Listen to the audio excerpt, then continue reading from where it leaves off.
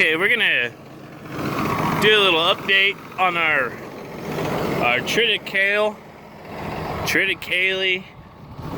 however you want to pronounce it, that we planted in September. This stuff was planted, I want to say the 12th of September. This is gonna be the hardest gray spot. We're right next to the silage and the water, where the calves water from. So this stuff was grazed completely to the ground. We had about 2 inches of rain. We have not watered it at all, other than the rain and snow, and it has come back about 2 inches already. We've had some like a week and a half of warm weather, and it's starting to really come back and grow. This circle was the last one planted and the last one watered, so it was later coming up. This circle got about maybe 4 to 6 inches of growth on it completely, and before we started stocking cattle on it. All of these circles I'm going to show you have been grazed, and I mean hard. This circle had about 150 to 170 calves on it at all times. See, this down here where they're not really, is really picking up and growing. Right here, it's completely against the ground. Right there is completely against the ground where they're grazing it. So this stuff's doing really good. We put down 60 units of nitrogen on this, about 50 to 60. There was a certain blend that we put down. I don't remember the exact stuff. This circle didn't get as good a coverage because it's got an old spray package on the pivot, and we put it down with the pivot. This is all brand new ground. This is the first year it's ever been farmed. So we still have, lots of sod roots in it, so it's really hard for the stuff to grow in it. But this seems to be doing good. These calves are been eating quite a bit of silage. And the other thing is, they didn't start eating silage until there was nothing left to eat on the field. So the idea is, let me get up here to the tractor. The idea of it is that when you put them out, they should be eating silage, and they will it'll help the wheat go further. So they'll be eating silage as they're eating wheat. Both groups of calves that we put out did not eat silage at all. They didn't. They were eating it before we put them out, and when we put them out, they went completely off of it, and they didn't graze it they didn't eat anything for the longest time. So they went like over a month without eating any silage, and so we ran out of triticale a lot faster than we thought we were going to, but it hasn't really been a problem because I got lots of silage to feed. But this circle is doing really good. These calves here that are on it, I bought in October, November, and they will stay on it. I may keep them out here till late April, maybe May. And this circle, I'm planning to graze this circle out. So I'll probably buy another set of calves and put on it and graze it out before they go to grass or just be sold. I may just, background them on the triticale. So that's the plan with this circle. This is 120 acres. And what we planted was, I'm gonna just pause this.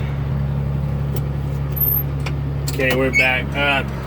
Well, we planted a variety of triticale that goes by two names where we are, and you could probably look it up on the internet. I bought this stuff from Eastern Colorado Seed, and it's 348. Or if you go, the common name for it is Slick Trick, and it's a very, very high forage producing triticale. This stuff is supposed to get to, man, I think it's like 5 or 6 foot tall. Like, it's supposed to get super, super tall in the spring. But I mean, it takes fertilizer to do that, and that's kind of what we're planning on doing. So as of now, we may change our minds on part of it. But what their deal is they're chopping it for haylage, and they're feeding it to dairy cows. New Mexico State University actually did it 4 years in a row. They did a test on the amount of pounds of milk they could produce per acre of this stuff, and I wanted to say it was I've got the sheet in the office somewhere, but it was ridiculous. I think it was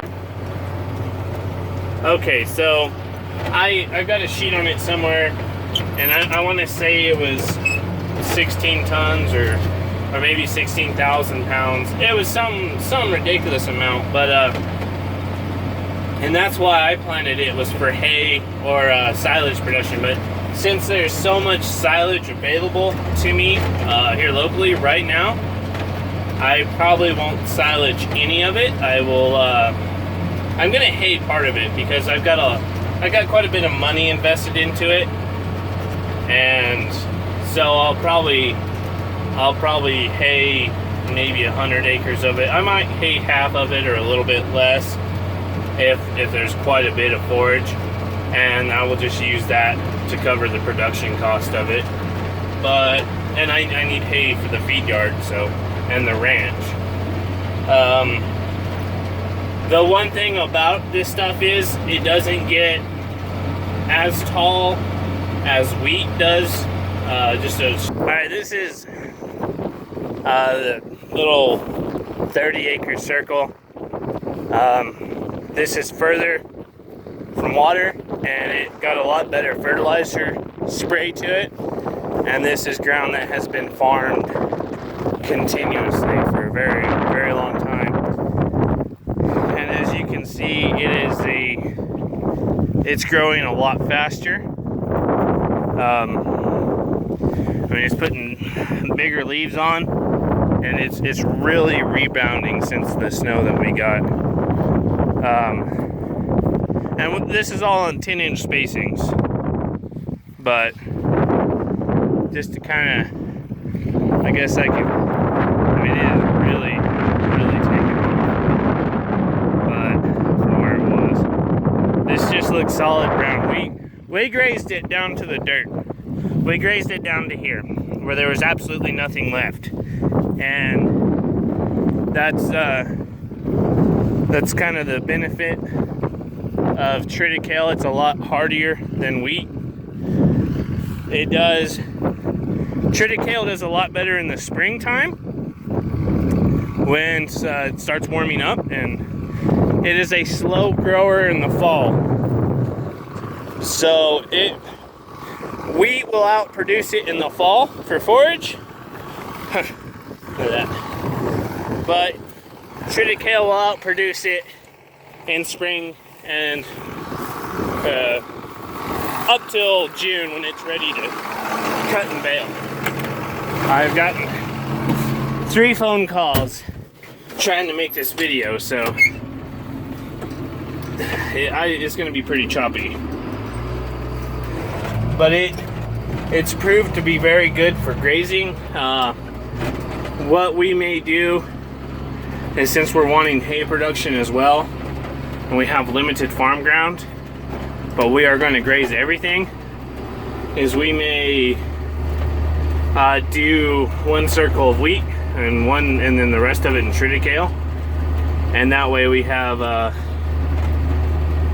high amount of forage between October and December, January when we send cattle out, and then we have something that's going to produce a lot of feed in spring. So we're getting 2 really big shots of forage. But yes, that's Jared Woodgate was asking about this. If you guys have not seen his channel, he's a dairy farmer in South Africa. It's really interesting channel, just because it's you know, it's not in the US, and just to see kind of how things are similar here and the way they're different from here. But he's got a really good channel, and he was looking at doing some of this, so I said I would do a video on it. And if you're looking for silage or hay production, and triticale is the way to go for a winter crop. It hands down beats wheat or winter rye, because I've planted winter rye and it's okay, but it doesn't nearly touch on the forage production that triticale will. Even if you don't plant a big forage triticale, it'll still get 4 foot tall. So yes, if you're looking for silage, hay, or just grazing, I think it's the way to go. If you're not, you know, if you're not looking just to cut it for grain, you can still cut it for grain, but you know, there's a lot. It's more of a multi-purpose thing. So I hope that helps, and I hope you liked the video.